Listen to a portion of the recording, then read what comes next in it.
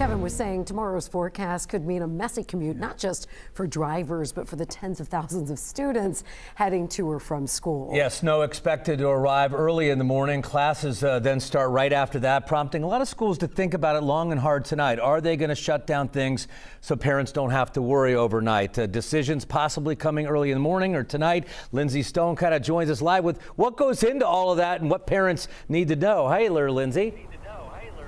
Yeah, hi guys. So the two biggest concerns, of course, are timing on this snow and conditions out on the roads. Of course, if the snow hits earlier than expected, that could obviously interfere with bus dismissals and bus routes, as well as teenage drivers out on the roads.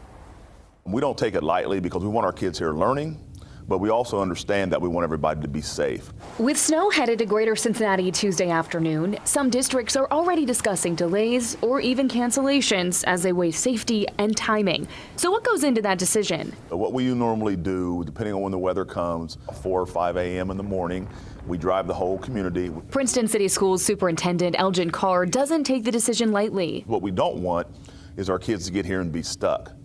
But we also want to make sure we're in school as much as possible. That's why administrators say they're staying in close contact with weather experts as they decide whether to keep students home. We also understand we have working parents, so it's a hard decision. Monroe Local Schools hasn't had a normal school week since the new year, and while Superintendent Robert Buskirk wants students in the classroom, safety matters more. It usually comes down to timing because of when the weather is going to be at its worst, and when you are dealing with especially teenage drivers, I'm always going to err on the side of caution. I reached out to more than a dozen school districts, many telling me they haven't made a decision yet as they keep an eye on the forecast, but they understand parents need time to plan ahead.